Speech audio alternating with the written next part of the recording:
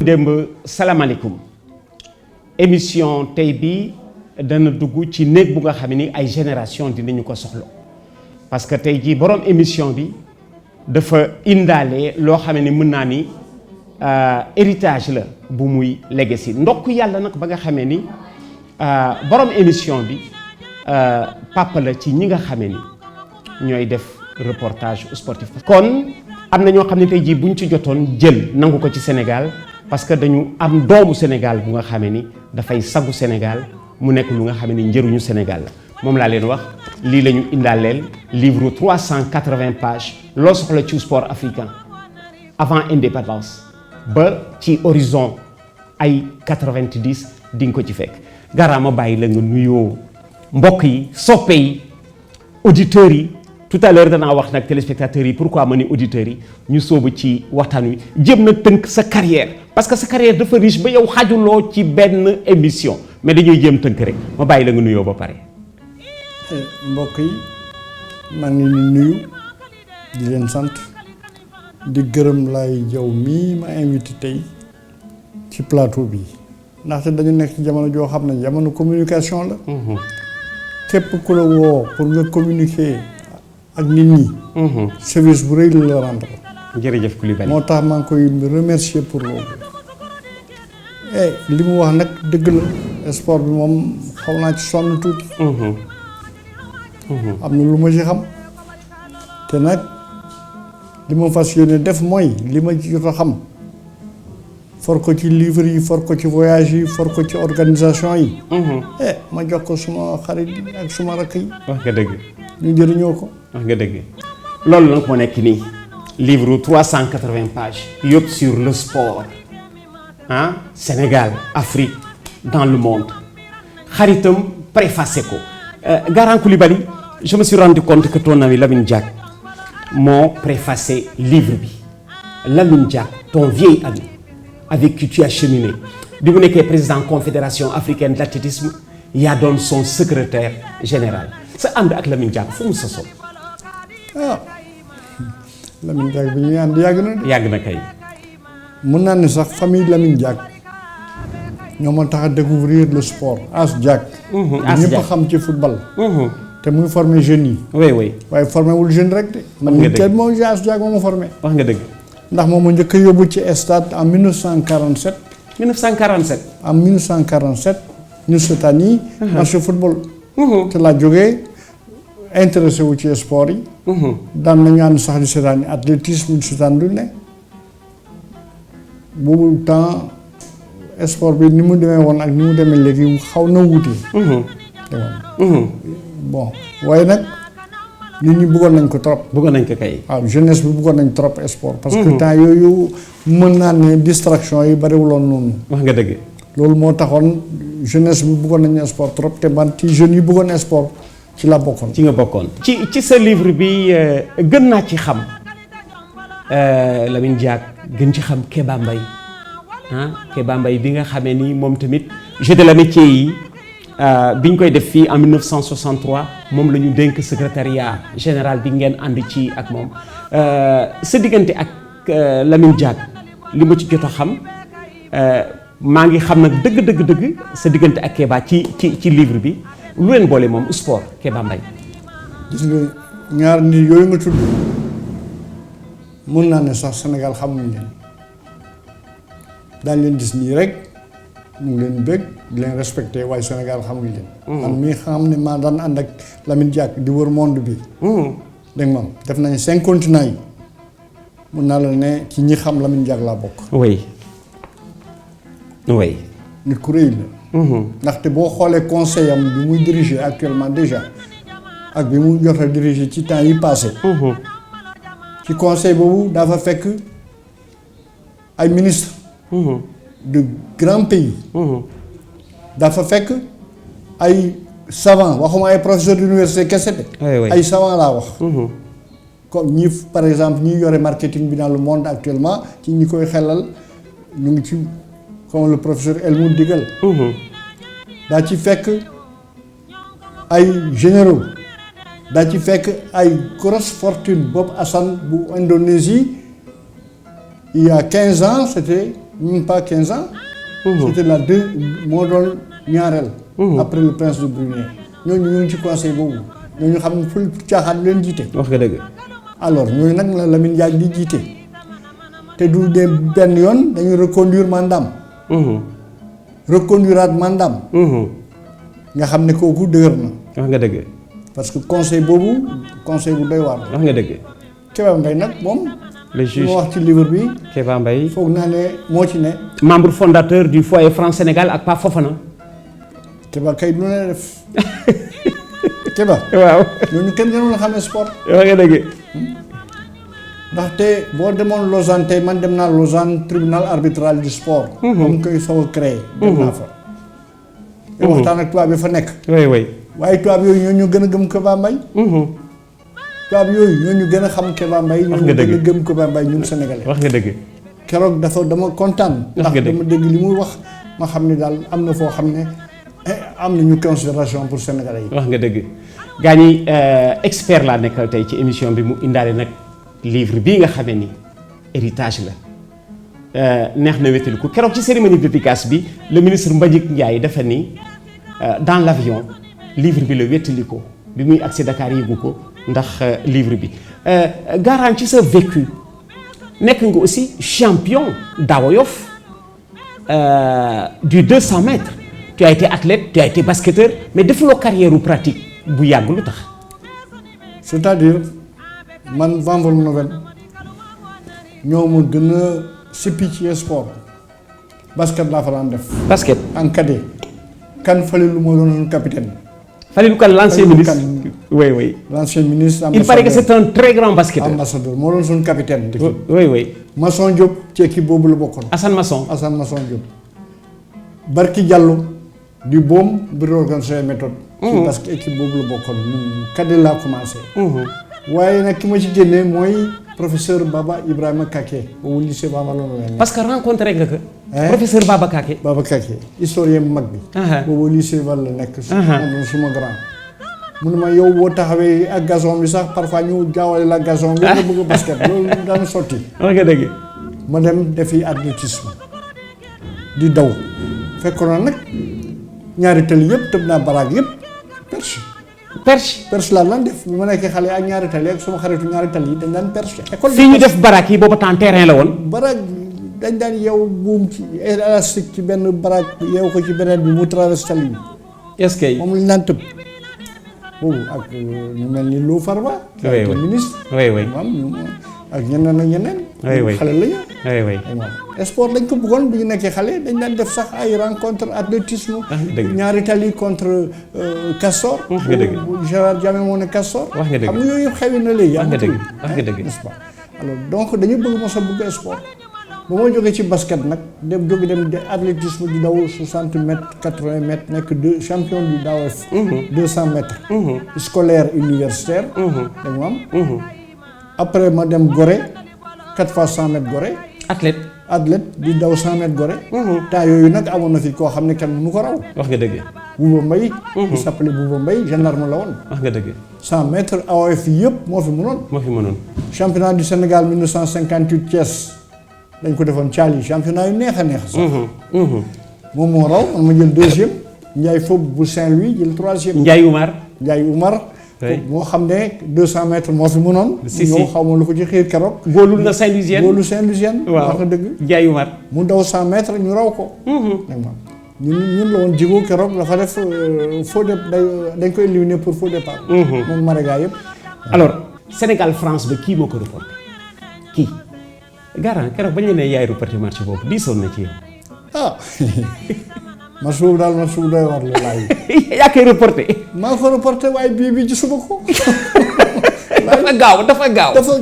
Ablaye Thiam nee na bii 15 secondes la bii wu Youssou Ndiaye ba nee na 15 secondes la coup d'envoi bi lañ jox Youssou Ndiaye. arbitre bi daal dafa sifflé. may gestu di wax ak benn waaye rek dégg tribune yi yuuxu. comment ma ne lu gaañ lu ñu yuuxu nii ñu ne ma bii ma ne bii bu demee nan dégg nekk noonu la demee. yaa ko reporté. maa ko reporté. ndeysaan. ah boobu équipe de France ma ne ma équipe de France ay ñoom bourgeois ñoo ci newoon. bourgeois amoon na joueur yoo xam ne dañuy wax amateur la ñu. waaye Paul joué déjà en professionnel. ay Paul nii waaw joué déjà en professionnel. waaw nag moom oui. alors équipe Sénégal boobu nag équipe bu rëy la woon. bu rëy la woon ci nekkoon dëgg-dëgg. oui. ay footballeur la ñu woon. mais Garant yow ni ñu la présenté woon nga def fii reportage yow le professeur de mathématiques inspecteur de la jeunesse et des sports. naka la indee ñu nii parce que booba temps xam nga du ñu former journaliste kenn du ko former. boo xoolee les premiers journalistes les premiers reporters ay enseignants la ñu woon comme yow rek. mais yow noo ci duggee ci boobu. c'est-à-dire bi Jeux de l'amitié di jege si. allu dem ñu def ay test. waaw. ku mu neex nga ñëw ñu essayé la ñu essayé nag ñu xam ne li ñu def baax na. ñu jël def leen reporter. est-ce que noonu laa ñëwee. yaa Pathé Dieye yéen a ànd ñëw. maa ngi woon université oui presque maa Pathé Dieye. yéen ngeen fekk fa Bachir Kounta. Bachir Kounta fa moom ngeen fa fekk Ndar déjà. ak Lay Niang Bachir Kounta ak Lay Niang ngeen fa fekk ñoom ñu ngi ci woon déjà. oui.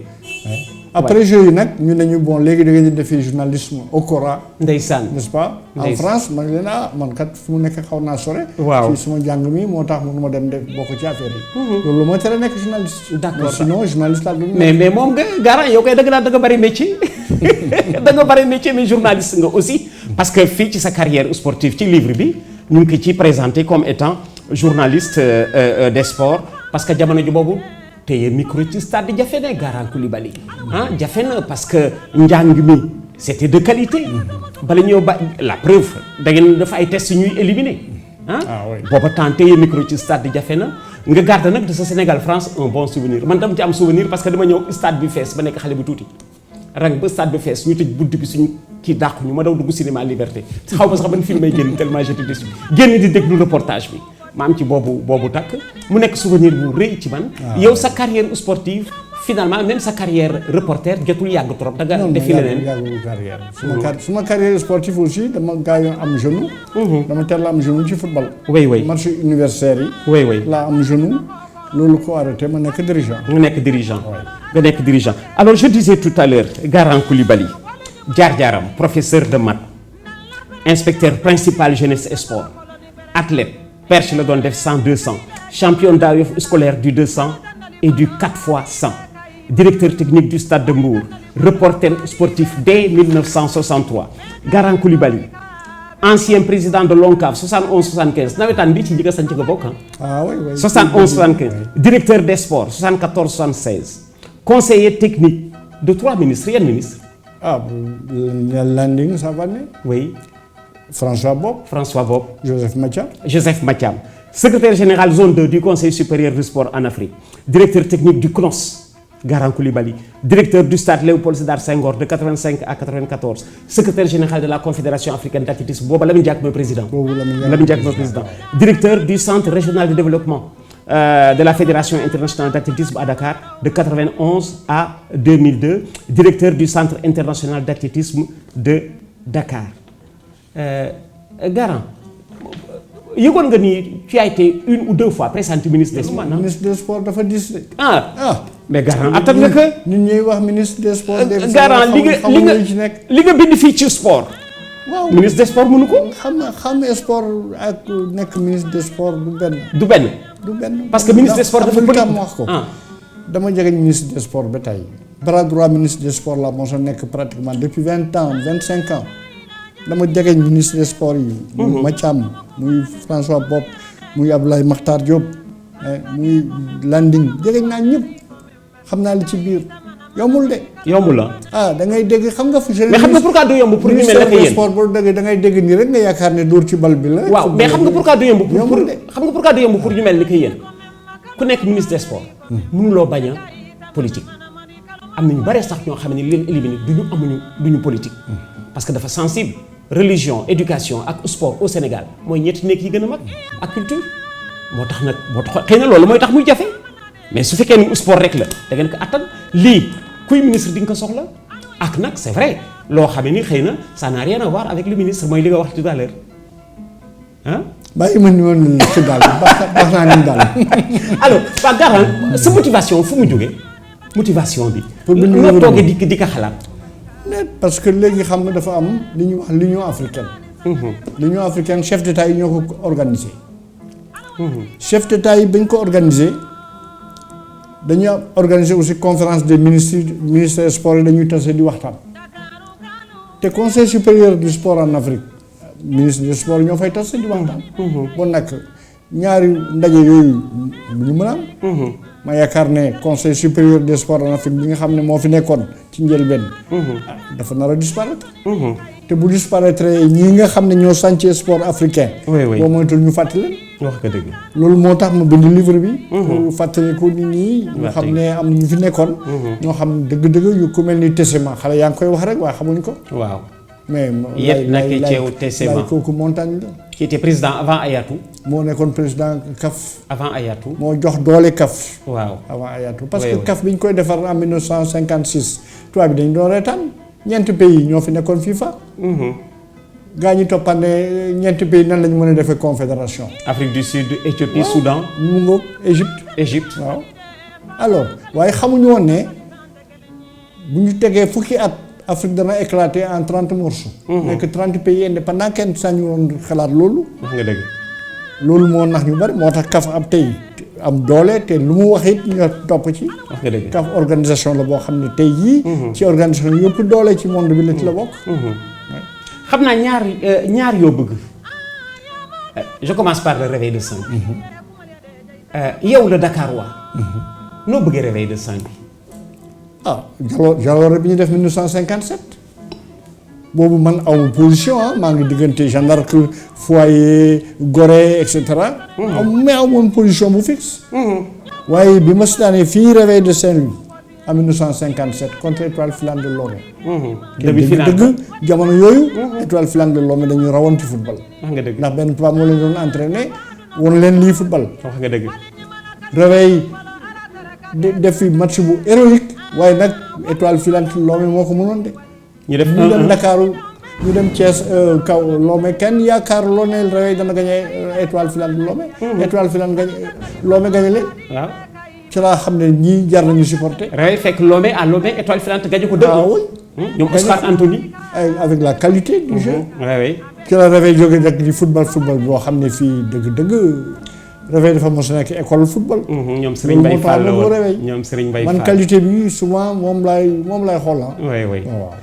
alors livre bi daf ci am benn passage bu nga xamee ni tout à l'heure maa ngi naan xaleel comme on dit bu loxoom setee mu teel dugg ci biir bat ñi da nga teel dugg ci biir bat ñi Sénégal def benn match perdre ko Mawade est entraîneur national. yow yaa ngi déjà au comité directeur de la fédération. nekk sans doute le plus jeune. CNP waaw le plus jeune. alors on perd un match en réunion du comité directeur personne n'en parle. nga décidé wax ci match bi. nga décidé wax ci match bi yow yaa koy évoqué fii ci livre bi. te bi nga décidé wax ci match bi Mawade di jël parole ni la li nga wax. laay lire ci livre bi garant quand un bébé vient dans des assises de notable Mawade nee na bébé bi yow la quand un bébé arrive dans des assises de notable il se met au biberon il écoute et apprend et ne donne pas de leçons. loo waxoon Mawade. kooku dama ko fàtte mukk. loo waxoon Mawade. ndax dañu ñëw samedi. Cameroun xaw ñu rey. waaw. public bi wàcc sànni ñu xeer saaga ñu wax ñu lu ko neex. mardi ñu dem suñu première réunion. comité provisoire bi ñu ngi koy soog a sànc. Ababacar Ndir bu Thiès grand journaliste moo doon président bi. Ababacar Ndir. te naa la wax leneen di laa jaw. comité provisoire boobu mun na nekk gouvernement Sénégal. est-ce que. jamono bi ay haute personnalité ñoo ci nekkoon. mun na nekk gouvernement Sénégal. est-ce que. alors ñu dem def suñu réunion ba réunion bi jeex. kenn nangul lu jëm ci match bi. kenn waxu ji. man affaire boobu jaaxal na maa ngi soog a ñëw xaw ma li xew. waaw. alors ma ne non match bi foog ñu wax ci. ñu xaw a rey samedi passé sànni ñu xeer ñu ñëw fii réunion te ñun ñëpp ñu ngi fii kenn waxu ci. te sujet boobu c'est un sujet tabou. gars yi ñemewuñ ko aborder. kenn ñemewuñ ko aborder man xaw ma si dara. waaw. bi ma ko waxee. ma war wax ci la wax lii. ci la ma waxee lii. te boo fekkee ni mu ko waxee. daal gën a retaan. ñi yore livre bi. c'est à la page 270. mu ne ma grand gune bu ñëwee ci ndaje mag. waaw. day jël biberon namp ndeysaan. du déglu mag ñi ñu wax. waaye du fa nekk di joxe leçon. mais nag sa xaritoo ma wax dafa la jóge ah après seen xaritoo fa la jóge. déet suñu xaritoo jógewu foofu. fu mu jógee. ba loolu amee. lañ ma nommé man chef délégation pour defi tourner 4 pays en Afrique. waaw ngeen ànd xale la. ngeen ànd. Mamad moo doon entraîneur national directeur technique. waaw Pape Diop moo doon adjoint. waaw. man ñu nommé ma chef de délégation. oui. suñu délégation boobu neexoon na. suba su ma yeewu mag ma wadd ñu polémiquer 1 heure de temps. waaye ci lañ jóge nekk xarit. nekk xarit ci ngeen jóge nekk xarit nag mu nekk sax suma conseiller. ndeysaan ma waa dagi noonu. kon gaañ yi Garan Coulibaly laa leen indi tey moom mu indaal leen lii livre bi 380 pages da ngay lire rek di dem di dellu si mu lay fàttali sa ndaw di ci xam loo ci xamul woon barki démb maa ngi nii di dem di ci xool ba gis Ablaye Seye fu mu doon basketter en maillot et en culotte Ablaye Seye Moro l'actuel président honoraire mondial du basket mi ngi ci biir livre bi te keroog daf ci attirer suñu attention parce que ci cérémonie de dédicace bi dafa ni dañ ki ñu wax ni Lune Diop xaw ma moom la kon nga xamee ni livre bi boo ko yoree da ngay mujj di nafar xam nga nafar moo di loo mokkal di ko jàngaat di ko liiraat kooku fa la ñuy dem Lamine Diack nag dédicacé ko lan moo indi nga préfacé ko lan moo indi nga taamu Lamine Diack préfacé livre bi amoon nga ñu bari ñu ko mën préfacé mais man je ne suis pas surpris que Lamine préfacé ko.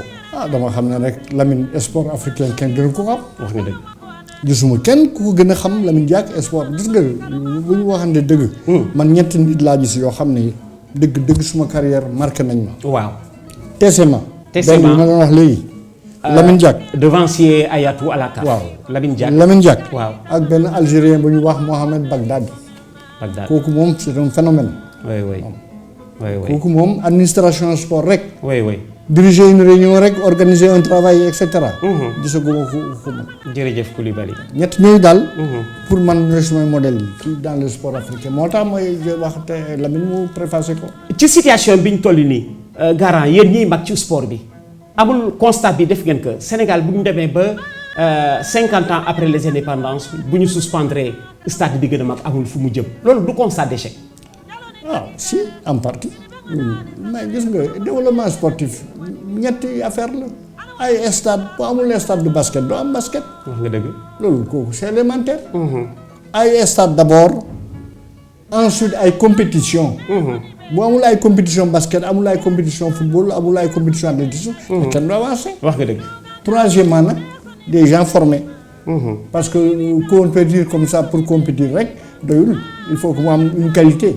te qualité nag des gens formés ñoo ko mën a indi. wax nga dëgg. développement sportif loolu la. jërëjëf Coulibaly ci héritage bi ñu de bàyyi nga ñu lu ñuy wettali ko quoi ça vraiment c'est un héritage boo ñu légué Garan Coulibaly bi muy ñëw ci émission bi la indaale livre bi keroog cérémonie de dédicace bi Mbagnick Ndiaye nee na le ministre actuel ministre ba mu ko jotee ba tey moom lay wettali ko keroog dafay tukki yóbbaale ka à l'aller et au retour moom lay lire ci avion bi ma bàyyi la nga tàggoo. merci ma bàyyi la nga tàggoo Garan. maanaam góor wax auditeurs yi nañu muñu rek.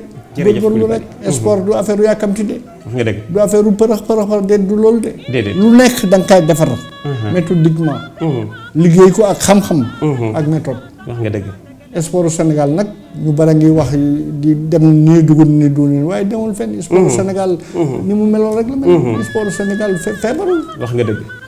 Garan Coulibaly gi nii ku ci nekk dafa am looy jël ci moom boo dee sportif ku ci nekk dafa am looy jël ci moom man li may féete yoo jël ko ci moom moo di ci stade bi ngeen may dégg may reporter ay match mu neex ci yéen ñu bare moo ma ci jiitu 1963 mi ngi téye micro Garan 1963 boobu xale bu tuddi nga oui bu xale la waaw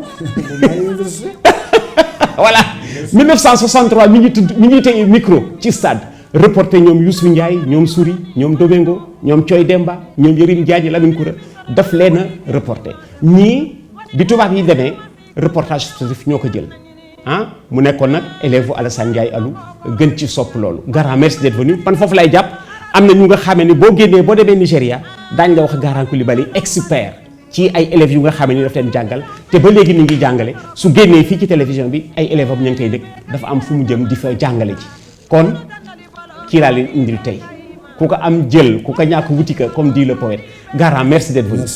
jërëjëf mbokki ñëwoon démb Garant Coulibaly moom laa leen indil fu leen neex jàpp man ma jàpp fi nga xamee ni moom laay yëngu tey reporter sportif il l'a été au début des années 1960 mbokki ñëwoon démb